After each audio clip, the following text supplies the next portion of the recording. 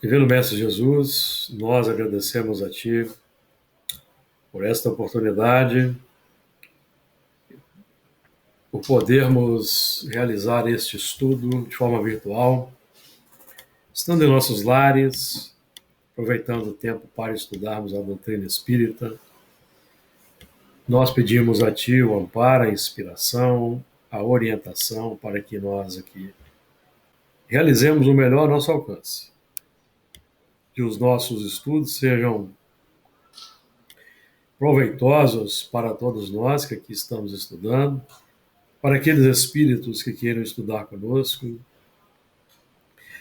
Nós também solicitamos aquela conexão com a nossa Fraternidade Espírita Camilo Chaves, se for permitido, para que haja uma troca vibratória entre a fraternidade e os nossos lares, e que, se os espíritos amigos considerarem o estudo útil, que ele possa ser compartilhado também nas dependências da instituição para aqueles espíritos que lá estão em estágio temporário de aprendizagem, tratamento, que queiram estudar conosco.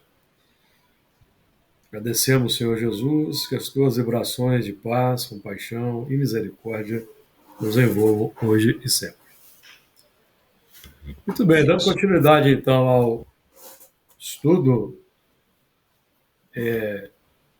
da codificação que temos feito às terças-feiras, retomando o estudo do Evangelho segundo o Espiritismo, capítulo 5, Bem-aventurados os aflitos, item 13, a partir do item 13.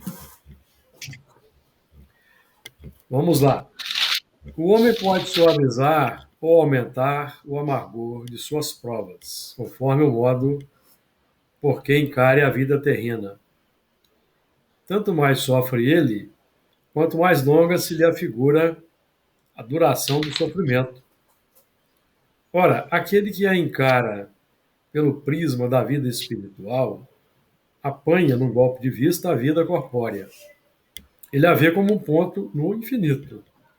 Compreende-lhe a curteza e reconhece que esse penoso momento terá presto passado.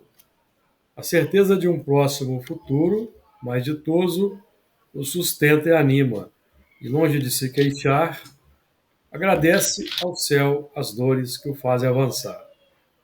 Contrariamente, para que aquele que apenas vê a vida corpórea, interminável lhe parece esta, e a dor o oprime com todo o seu peso. Daquela maneira de considerar a vida, resulta ser diminuída a importância das coisas deste mundo, e sentir-se compelido o homem a moderar seus desejos, a contentar-se com a sua posição, sem invejar a dos outros, a receber atenuada a impressão dos reveses e das decepções que experimente. Daí tira ele uma calma e uma resignação, tão úteis à saúde do corpo quanto à da alma, ao passo que, quanto à inveja, o ciúme e a ambição, voluntariamente se condena à tortura e aumenta as misérias e angústias da sua curta existência. Eu tenho a impressão que nós lemos esse texto na última vez, porque estou me lembrando aqui de alguns comentários até do Luiz sobre esse tema. Sem dúvida que para aquele que não acredita na vida após a morte, na imortalidade, a vida material será o centro das atenções. E, obviamente, todo e qualquer sofrimento, decepção, amargura, vai ter um impacto muito grande. Porque a vida é curta, é preciso, segundo o ponto de vista materialista, epicurista, é preciso aproveitar ao máximo os prazeres da vida. Então, qualquer decepção, sofrimento, se torna, então, um tormento. Ao passo que a confiança no futuro, o estudo da doutrina espírita, por exemplo, fornece essa confiança, proporciona essa confiança, já nos faz encarar as dificuldades e os sofrimentos segundo um ponto de vista diferente. Então, sabemos que a vida é passageira, que os sofrimentos são temporários, são provas para que nós possamos mais rapidamente evoluir, avançar pela senda do progresso. E assim, avançando pela senda do progresso, nós vamos ter menos necessidades de reencarnações futuras. Mas a maioria não pensa dessa maneira. E mesmo entre nós espíritas, muitos temem a morte ainda. Muitos, nós temos tido a oportunidade de ouvir relatos, muitos não se conformam com a partida. Quando se encontram na situação de uma doença terminal, sendo espírita, às vezes não se conformam. Quando deveria ser o contrário. A proximidade do retorno à vida espiritual, estando-se já naqueles momentos em que sabemos que não vai demorar muito a partida, deveria ser um momento de alegria, de expectativa positiva, porque em breve estaremos na pátria espiritual, que é o objeto dos nossos estudos frequentes na comunidade espírita. Com muito mais propriedade para nós, por exemplo, que trabalhamos na reunião mediúnica, porque nós lidamos com a vida espiritual semanalmente. Então, mesmo entre nós espíritas, nós encontramos essa dificuldade, certo? Alguém quer fazer algum comentário? É o que você costuma falar também sempre, Júlio, que cabe bem aí, que Deus sabe esperar, né? Ele não apressa a Não, encarnação, né? expiação. Deus sabe esperar, não apressa a expiação. Então é isso mesmo. Então, para aquele que está focado na vida material apenas, vai sofrer muito com a inveja, ciúme e a ambição. Por quê? Em função da desigualdade social ainda muito forte na nossa sociedade, então o elemento sabe que a vida é curta, sabe que a vida vai passar rápido, mas ele não consegue ser feliz segundo o seu ponto de vista, segundo esse ponto de vista. Então vai sofrer pela inveja, ciúme e pela ambição. Podemos avançar? Comentários aí? Fala aí, Hernani. Júlio, talvez não seja nem apego à matéria que alguns espíritas ainda têm. Você considera, eu estou te fazendo isso como uma pergunta, você considera que o amor aos entes queridos, filhos, esposa, e esse apego a isso é uma questão de apego material? Apego material, porque você vai para o mundo espiritual, sabe que você vai continuar vivo e vai poder continuar dando assistência espiritual à família. E se você não tiver tudo bem? A família não é, nós não somos proprietários da família. Claro.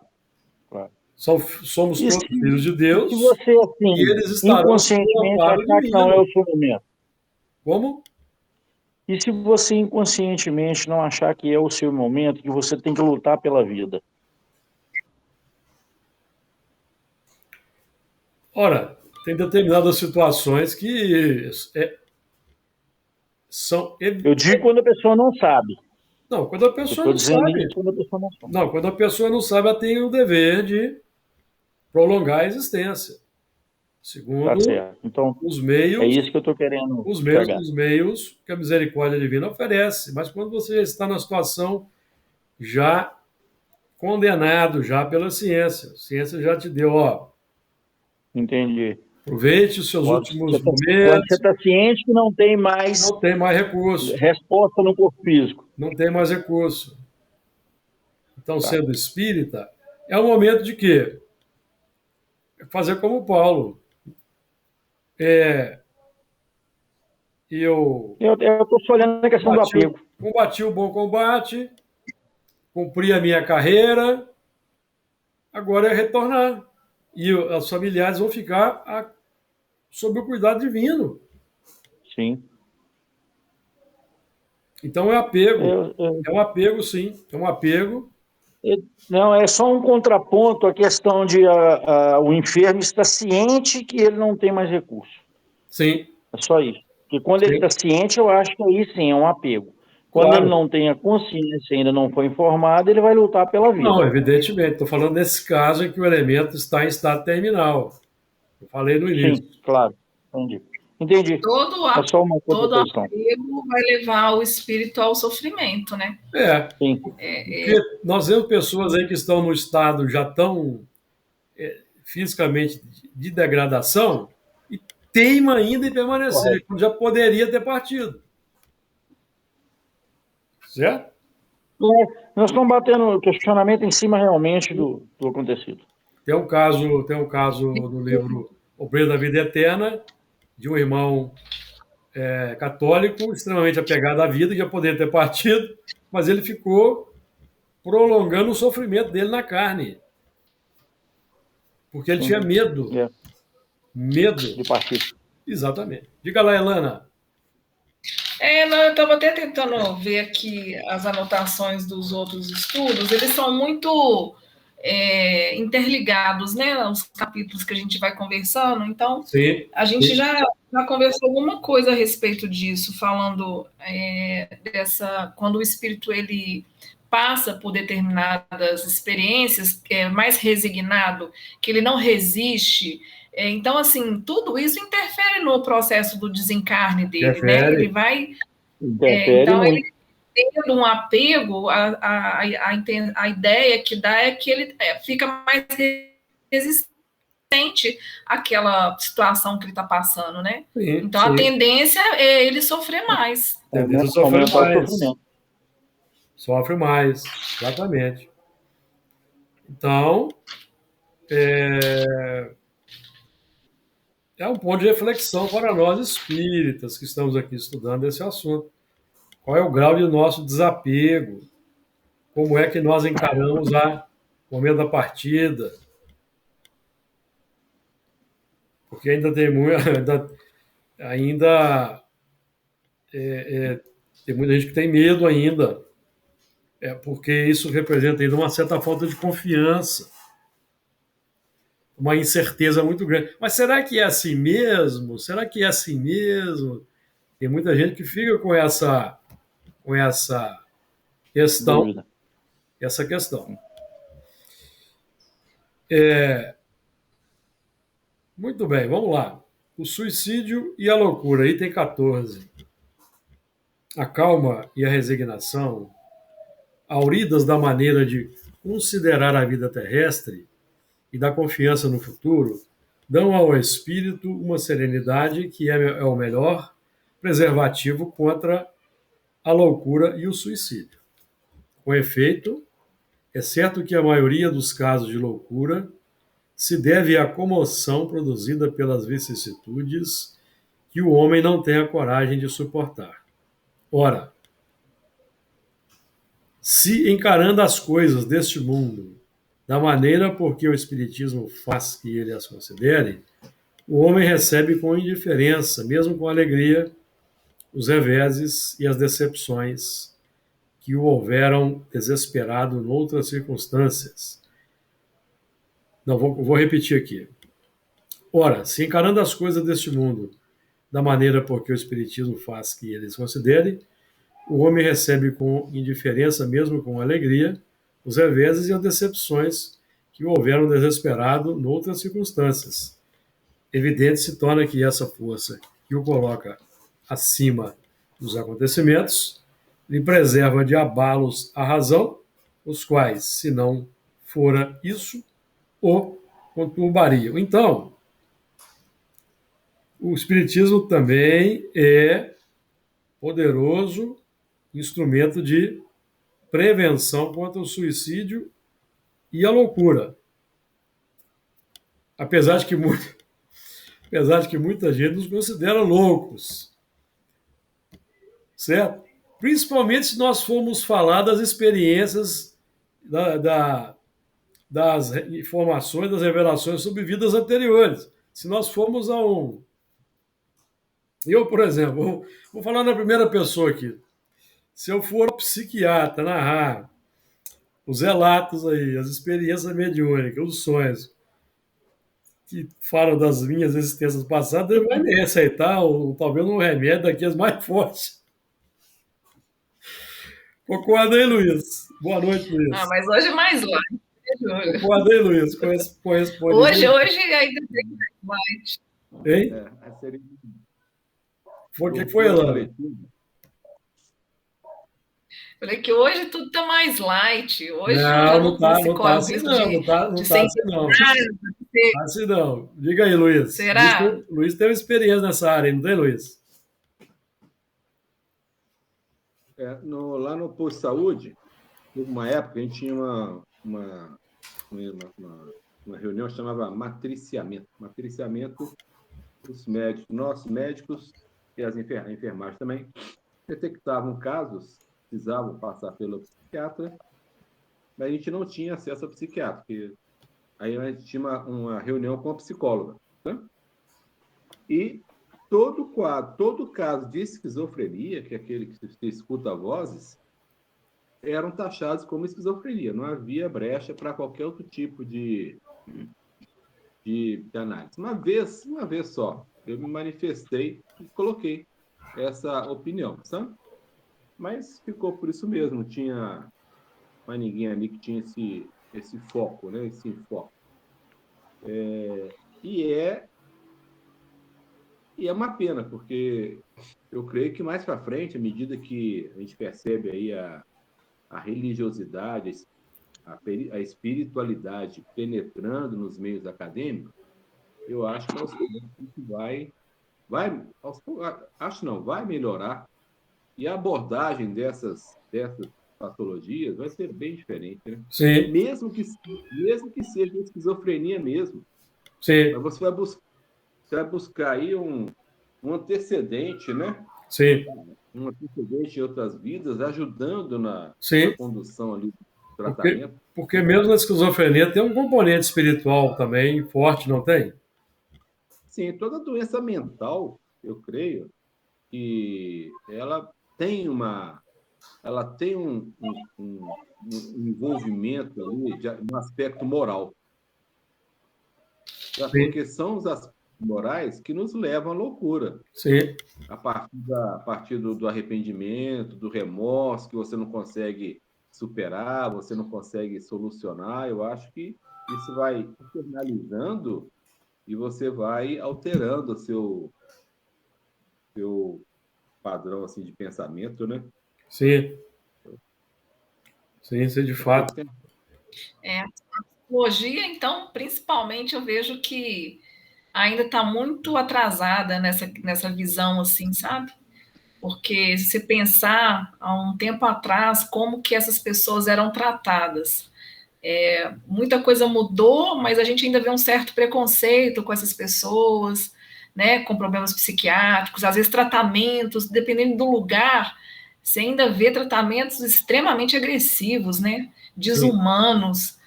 Então, eu acho que a gente vai chegar realmente num momento em que a ciência, a psicologia, com certeza vão encarar isso de outra forma, né? Sim, sem dúvida nenhuma. Ainda vai demorar um pouco, mas esse conhecimento está avançando aí nesse meio aí. Lentamente, mas está avançando. Então, o Espiritismo, bem compreendido, bem praticado, bem sentido, realmente ele é um forte aliado contra loucura e o suicídio. Porque nós vamos nos tornando mais autocentrados, evidentemente que temos as variações de humor, temos os reflexos que emergem, até porque somos médiums e nós também somos influenciados. Então, esse é um ponto também que chama atenção. Mas como nós temos o conhecimento, então isso nos ajuda no entendimento e na entendimento e na abordagem do assunto. Vamos em frente? Mais algum comentário aí sobre esse texto, esse trecho? Então, é uma coisa rapidíssima. Pode falar. Esse Não precisa ser rápido, não. Pode demorar. Não, é rápido mesmo.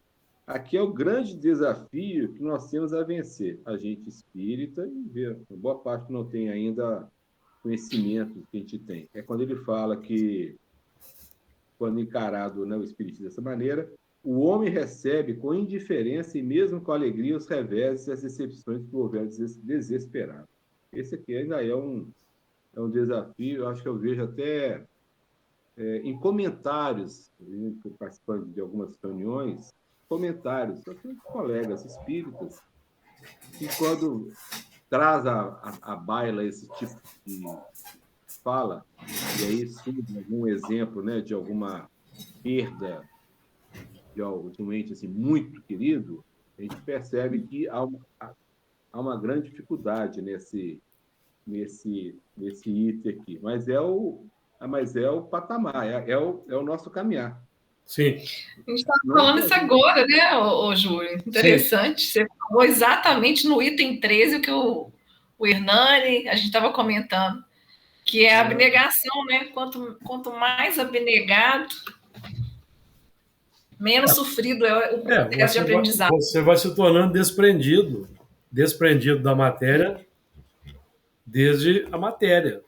A abnegação, o desapego. Não é que você vai ser indiferente, mas você vai dar menos importância a muitas questões pequenas.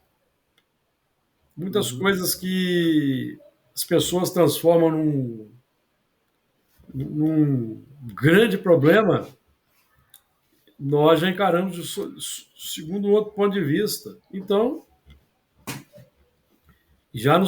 vamos nos tornando desapegados desde o corpo físico, desde a vilegiatura carnal. E quando chega o momento da desencarnação, vai ser o coroamento desse processo. É lógico que deve, no momento da desencarnação, mesmo com todo o conhecimento que temos, deve aflorar ali um receio do sofrimento dessa partida, do desligamento do corpo físico, certo?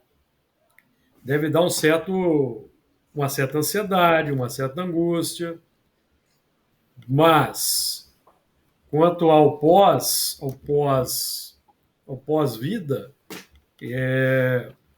o estudo sério, a prática séria, o esforço vai nos dando condições de estarmos bem preparados para esse momento.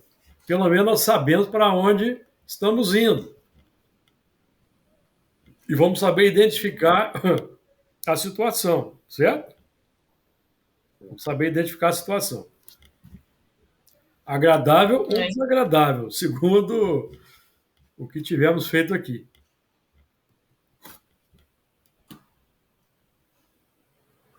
Mais algum comentário desse trecho?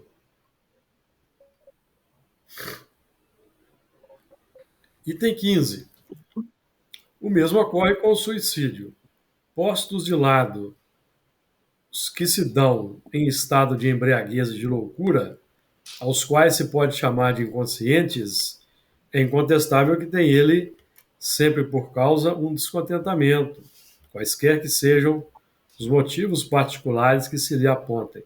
Ora, aquele que está certo de que só é desventurado por um dia e que melhores serão os dias que hão de vir, enche-se facilmente de paciência. Só se desespera quando nenhum termo divisa para os seus sofrimentos. E que é a vida humana com relação à eternidade, senão bem menos que um dia?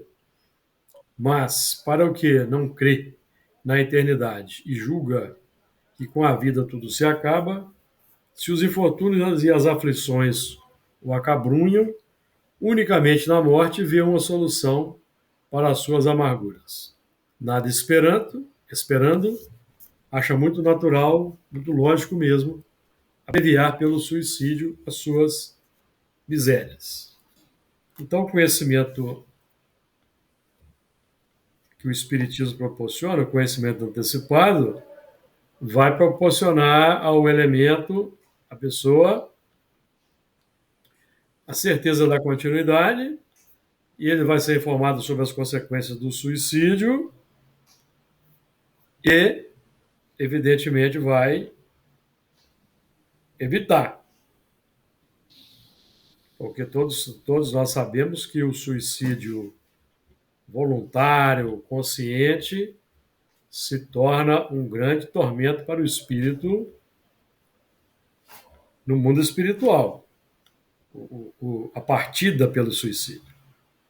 Porque, via de regra, o elemento assiste à decomposição do corpo, ele sente a decomposição do corpo, e ainda permanece em perturbação pelo tempo que faltava para o término da existência.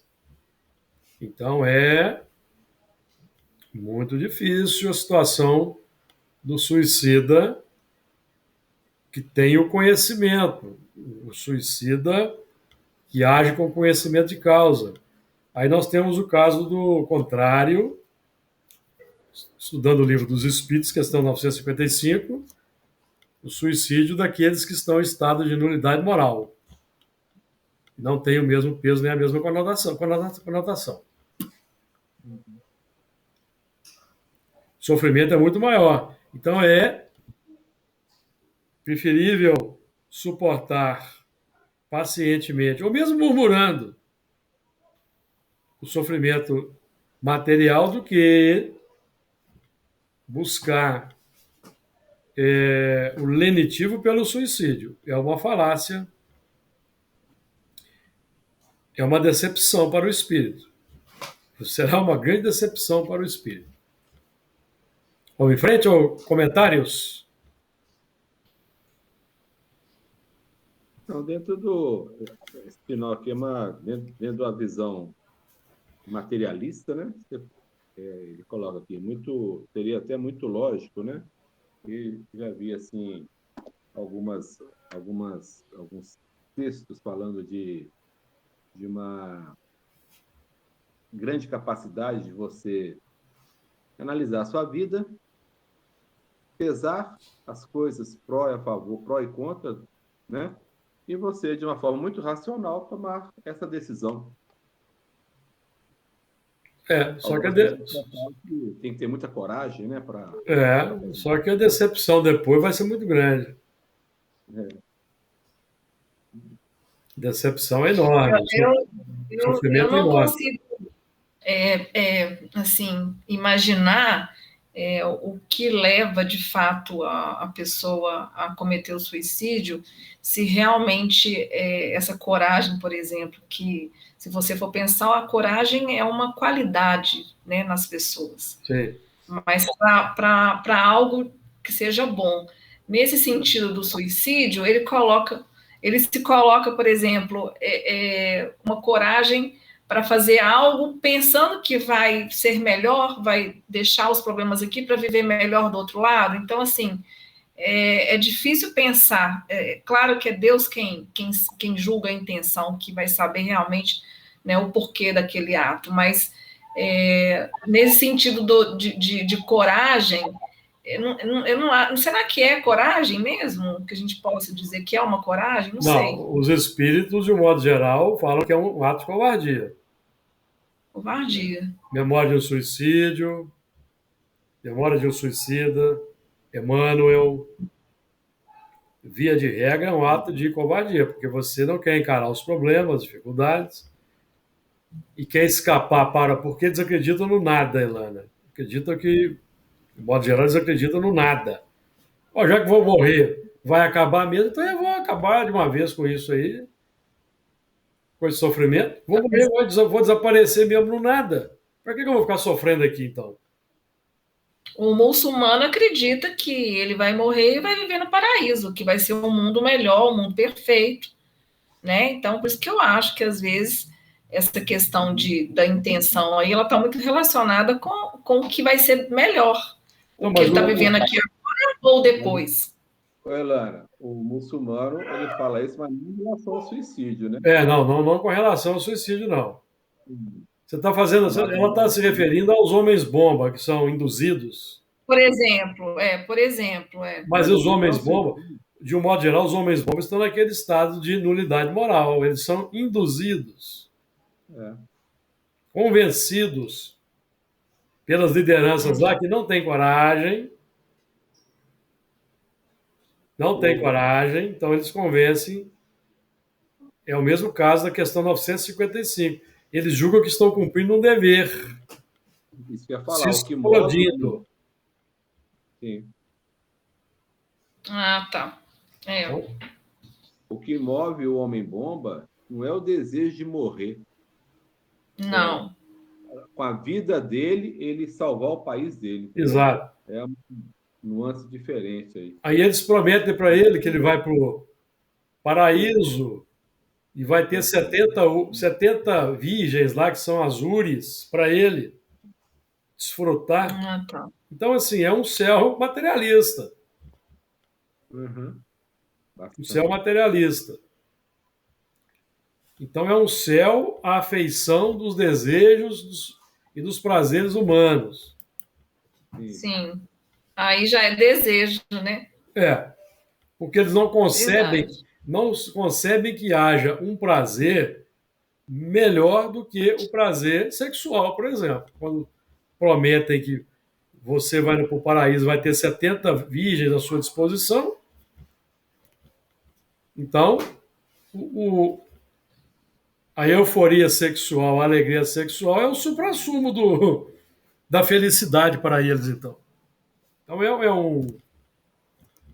é uma vida espiritual materialista.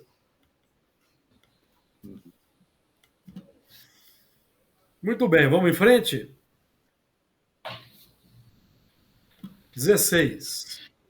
A incredulidade, a simples dúvida sobre o futuro, as ideias materialistas, numa palavra, são os maiores incitantes ao suicídio. Ocasionam a covardia moral. Olha aí. Kardec também se utiliza desse termo. Ocasiona a covardia moral.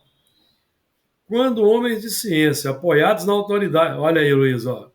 Quando homens de ciência apoiados na autoridade de seu saber se esforçam por provar aos que os ouvem ou leem que estes nada têm a esperar depois da morte, não estão de fato levando-os a deduzir que, se são desgraçados, coisa melhor não lhes resta senão se matarem? Que lhes poderiam dizer para desviá-los dessas consequências? Que compensação lhes podem oferecer? Que esperança lhes podem dar? Nenhuma, a não ser o nada. Daí se deve concluir que, se o nada é o único remédio heróico, a única perspectiva, mais vale buscá-lo imediatamente e não mais tarde, para sofrer por menos tempo.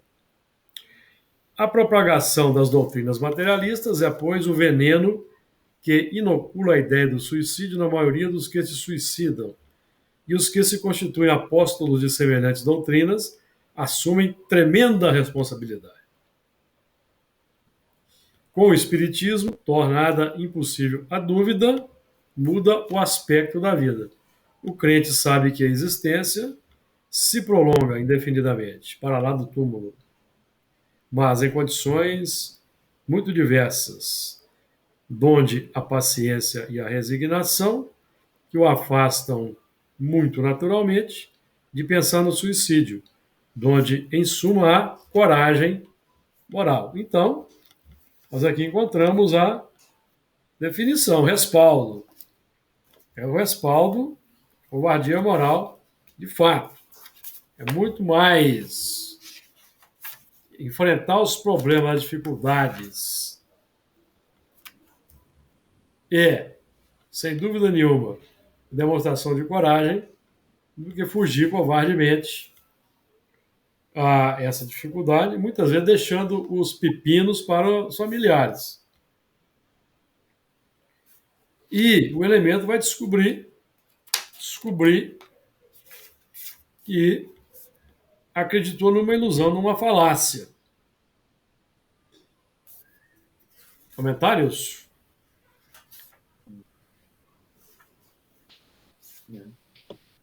Quem quer falar alguma coisa, pode falar. Pensando aqui que essa visão materialista, essa visão levando o outro lado, né? O outro lado, após a morte, né? Não vai ter nada, então eu vou acabar com o meu sofrimento.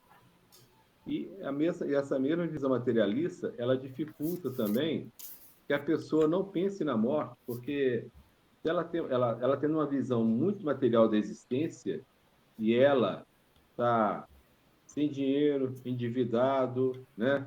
Aconteceu isso e aquilo, ou seja, ela não vê sustentação, motivação para ela continuar por aqui, porque os valores dela é só o ter. Sim. Né? E o ser alguma coisa deixou de existir. É lá para baixo. Eu só vou ser alguma coisa se eu tiver muita coisa. Quanto mais eu tiver, mais eu serei. Como eu não tenho nada, eu não sou nada, eu não peço para nada, então... Exatamente. Com isso, né? Quanto mais coisas, mais status, mais projeção social, sim, mais o indivíduo é insensado, é invejado, e então ele se coloca naquele pedestal, o ego.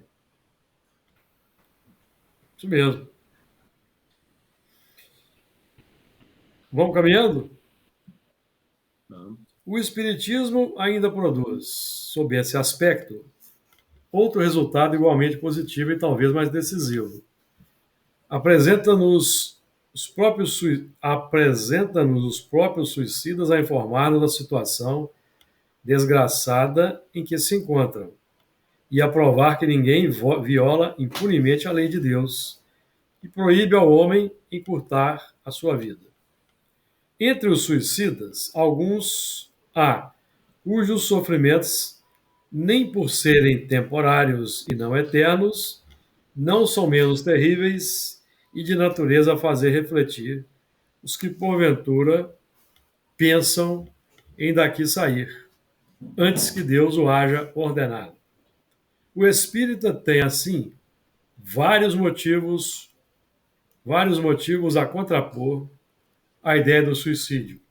A certeza de uma vida futura, em que, sabe ele, será tanto mais ditoso,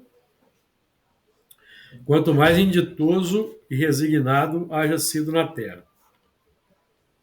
A certeza de que, abreviando seus dias, chega precisamente a resultado oposto ao que esperava, que se liberta de um mal para incorrer num mal pior, mais longo e mais terrível, que se engana imaginando que, com matar-se, vai mais depressa para o céu, que o suicídio é um obstáculo a que, no outro mundo, ele se reúna aos que foram objeto de suas afeições e aos quais esperava encontrar, donde a consequência de que o suicídio, só lhe trazendo decepções, é contrário aos seus próprios interesses. Por isso mesmo, considerável já é o número dos que têm sido, pelo Espiritismo, obstados de suicidar-se, podendo daí concluir-se que, quando todos os homens forem espíritas, deixará de haver suicídios conscientes. Comparando-se, então, os resultados que as doutrinas materialistas produzem com os que decorrem da doutrina espírita, somente do ponto de vista do suicídio, forçoso será reconhecer-se que, enquanto a lógica das primeiras a ele conduz, a da outra o evita, fato que a experiência confirma. Na Revista Espírita, temos lá vários relatos de suicidas que batem com, por exemplo, o que nós vamos encontrar depois no livro Memória de um Suicida. Questão da decomposição, a questão da ligação ali com o corpo até o tempo que faltava para terminar a existência, depois o retorno para, numa existência breve, para numa situação difícil, para completar o tempo que faltava. Então nós temos os casos, por exemplo, de paralisia cerebral, que costumam ser casos de reencarnações de suicidas, completando ali o tempo que faltava, e, ao mesmo tempo, reajustando o perispírito que fica desagregado, fica desestruturado, vamos colocar assim. O molde mental, que o molde do perispírito é mental. Tudo está na mente. Então, a mente desarmoniza o modelo organizador da forma na próxima existência. De um modo geral, porque nós vamos encontrar no livro Memória de um Suicida casos em que o espírito reencarnou na existência seguinte com um corpo perfeito para passar pelas mesmas provas que ele não suportou e vencer a tendência ao suicídio. Mas não são poucos, são raros. A maioria não, a maioria vai ter uma existência muito difícil no futuro. Castigo, punição, não. Consequência da violação de uma lei natural, de uma lei divina, portanto. Quando Kardec diz aqui, entre os suicidas alguns há, cujos sofrimentos, nem por serem temporários e não eternos, não são menos terríveis e de natureza a fazer refletir os que, porventura, pensam em daqui sair antes que Deus o haja ordenado. Isso aqui não quer dizer que Deus vai ordenar a partida natural. Não, são as leis naturais. Já estudamos aqui uma questão importante do Livro dos Espíritos que trata desse assunto. Não estou me recordando agora aqui o número, mas, por exemplo, o elemento que come demais. Deus não vai chegar para ele e vai dizer, você fosse guloso, vou punir. Não. A punição dele qual que é? A doença que vai levá-lo, às vezes, à morte. Nós estudamos o Livro dos Espíritos, se você se recorda, se não me engano, eu não estou me recordando agora qual foi acho que foi uma palestra que eu fiz. Agora que eu estou me lembrando aqui. Uma palestra que eu fiz em que fala da punição, não é? E fala do sofrimento, que livre-arbítrio é a lei de ação e reação.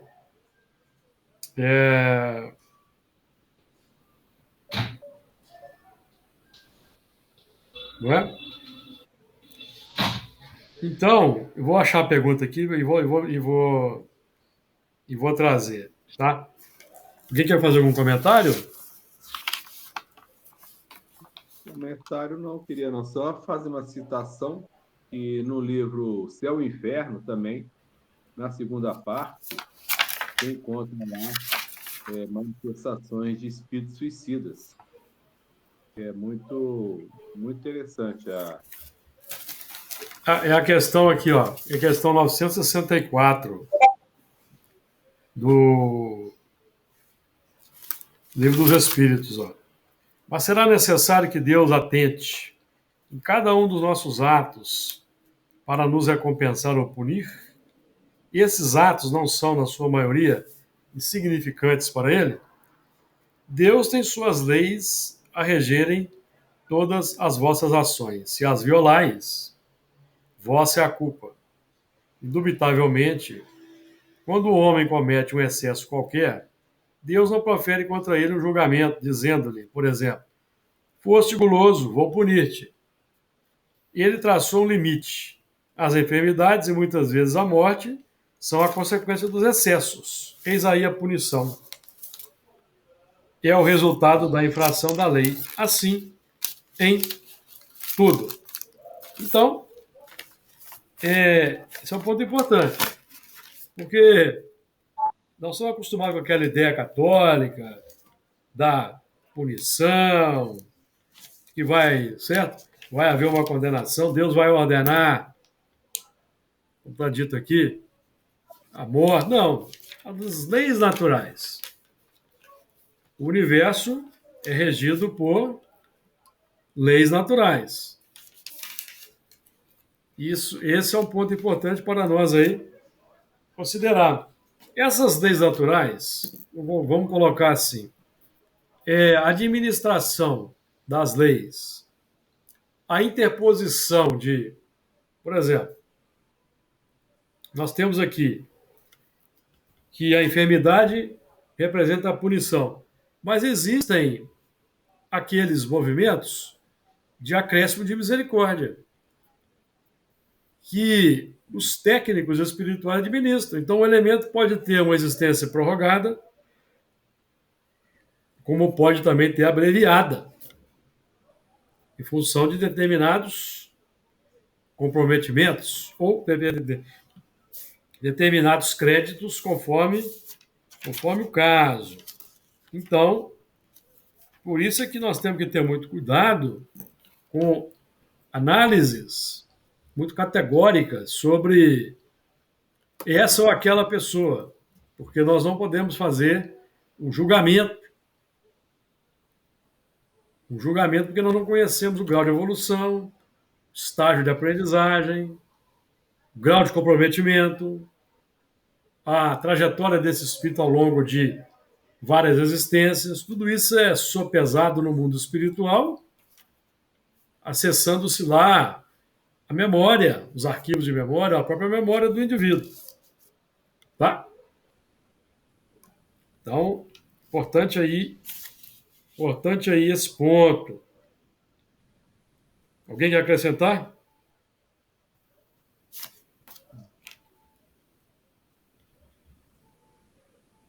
Alguma coisa?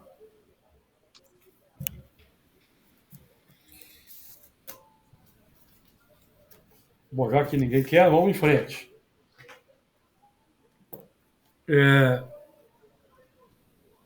Aqui nós temos o elenco aqui dos fatores que imunizam, ou pelo menos deveriam imunizar, o espírita contra o suicídio. E eu encontrei uma vez um elemento, fazer uma palestra num determinado grupo espírita, e eu fui abordado no final por um participante espírita, com conhecimento, que ele deu alguns passos equivocados na vida, ele acreditou em algumas questões meio ilusórias, e ele veio à falência, ficou desempregado, e ele estava atualmente, naquele tempo, não tem muito tempo isso não, tinha um trabalho precário com rendimento baixo, e ele estava muito deprimido e pensando em suicídio. Peguei e falei para ele, olha, com o conhecimento que você tem, você sabe o que o Tiago, sabe o que ele falou comigo? Ah, mas eu tenho até curiosidade de saber mesmo como é que é de verdade. Presta atenção. Então, até esse tipo de movimento, logicamente que o sofrimento que aguarda o espírita, que tem o conhecimento e que deu passo equivocado na existência, às vezes acreditando numa ilusão, às vezes não tendo, acreditando numa ambição, se deixando levar pela ambição. Com o conhecimento espírita que tem, diz algo dessa forma, evidentemente que o sofrimento dele será bem agravado. Certo? Então, Mas, ô, Júlio, será que um comentário desse não pressupõe que o espírito pode ter tido uma experiência recente, por exemplo? como assim? Não entendi. Dele ter tido alguma encarnação recente com suicídio para trazer essa predisposição, assim, curiosidade. Se alguém tem uma predisposição, é porque já fez o suicídio antes, entendeu? Exatamente. Agora, tem aqueles que fazem de primeira vez. Sim. Então, pode ser de primeira vez. Ele deu um passo maior do que deveria ter sido dado, não foi prudente, se equivocou, entrou numa situação difícil, teve perdas materiais consideráveis, perdeu até a casa e tudo. Então, ele ficou numa situação difícil. Então, ele cogitou. Pode ser uma primeira hipótese, pode ser uma primeira, certo? Agora, geralmente, esse tipo de movimento é o coroamento de algumas existências. Então, por acreditar muito na ambição, na ganância, ele pode, nesta existência, ter sido levado até a querer cometer o suicídio, não tendo cometido antes. Então, por isso que no mundo espiritual é feita toda uma análise. Toda uma análise quando da preparação de uma futura existência. É óbvio que se ele vier a cometer o suicídio, que nós esperamos que não, ele vai estar em dificuldades, grandes dificuldades no mundo espiritual. Porque tem um conhecimento privilegiado, antecipado. Tá certo? Vamos em frente? Mais algum comentário, Alana? Não. Mas, de um modo geral, define sim uma tendência, tá? De modo geral. Na literatura espírita, nós temos aí casos, né? Memória do suicida mesmo. A maioria eram reincidentes lá no suicídio. É porque quando a doutrina fala assim, eu quero saber quem eu fui na vida passada, não é só eu olhar as minhas tendências, as minhas fraquezas, eu vou ter uma noção, né, do que eu fiz, do que eu fui. Mesma coisa que em relação ao suicídio, né? Quando esse pensamento vem nas áreas, nos momentos de aflição, é possível que, agora, nada é absoluto, mas é possível que já tenha ocorrido isso em outras vidas, né? Sim, mas pode ser uma primeira vez também. Um espírito pode ficar ali insuflando ao suicídio, um inimigo. Uhum. Até nós temos aí os casos de obsessão, em que os espíritos perseguem os desafetos e induzem a tomar determinadas atitudes, porque eles sabem que isso vai levar a um desespero, a um sofrimento, e o elemento pode ser uma presa para ele cometer um suicídio. Porque nós temos também aqueles casos de irmãos que induziram outros a cometer suicídio. Então, eles passam por uma prova e também vão ser tentados ao suicídio. Não cometeram suicídio anteriormente, mas induziram uma pessoa ao suicídio. Eu até acredito que existe uma influência muito grande, porque, né, a gente sabe que os espíritos, eles interferem mais do que se imagina, não é isso que está no livro dos espíritos? Sim, Influenciam mais. mas é sempre com base nas tendências, tá? Nos pendores, sempre com Sim, base mas nisso. então, mas aí ele vai exatamente trabalhar nessas más tendências para te levar Nas ao más erro. tendências. Te levar a dar um passo. É. Se você é muito ambicioso e ganancioso, então o obsessor pode incentivar você a querer fazer um negócio meio mirabolante, megalomaníaco, a dar um passo em falso, porque ele sabe que você pode não se dar bem, você pode entrar em depressão, angústia, então aí ele vai ter um momento, principalmente se ele foi, no passado, alguém que suicidou por causa dele, por exemplo. Foi levado ao suicídio por causa dele. Então ele vai querer vingança. Como a Terra é um mundo em que ainda a ignorância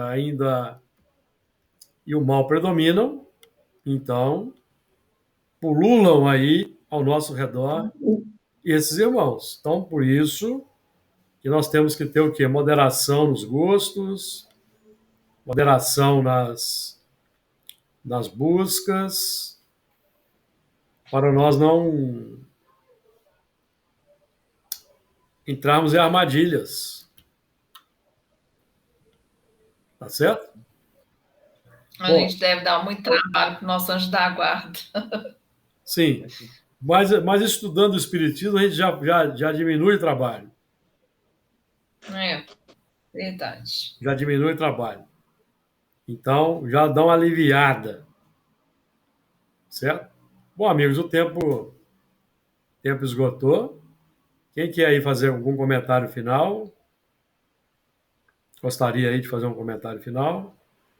Próximo estudo do Evangelho segundo o Espiritismo, nós vamos estudar a instruções dos Espíritos, bem ao sofrer, a partir do item 18. Nós já temos aí um certo tempo e não temos feito aí a reunião. Eu não sei de quem é a vez de fazer a oração. Eu sempre anoto aqui. Ah, ótimo. Quem é a O vez? último fui eu. Foi Hernani. A última O último foi O Hernani. último fui eu. Então, hoje é Isso. o Luiz. Perfeito. Então vamos agradecer a Deus pela oportunidade da vida, agradecer a Jesus. Ô, Luiz, chega um pouquinho mais Oi. perto, pega um pouquinho mais perto aí do microfone, que tá longe. Tá Tá baixinho o som. Ok. Isso, melhorou.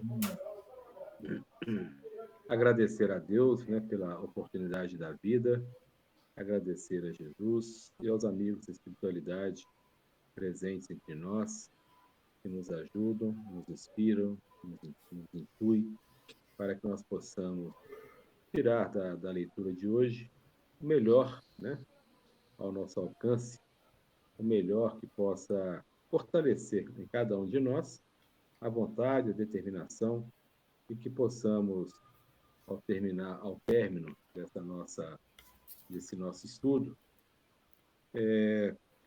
voltarmos, né, para os nossos meios sociais, nossa casa, trabalho, lar, o ambiente lá fora, em qualquer situação, que nós levemos para lá todo esse ensinamento de construção, de amor, de paciência, de tolerância, que aqui estamos aprendendo, para que nós sejamos diferentes, levando tudo isso para o meio no qual nós vivemos e dessa forma contribuir, né, de alguma maneira para uma melhores energias, né, no mundo no qual estamos vivendo. Assim, Senhor, nós agradecemos, pedimos a sua permissão para terminar o estudo da noite e que as suas bênçãos de paz e harmonia possa envolver a todos os corações aqui presentes e a toda a humanidade encarnada e desencarnada. Que assim seja. Se seja.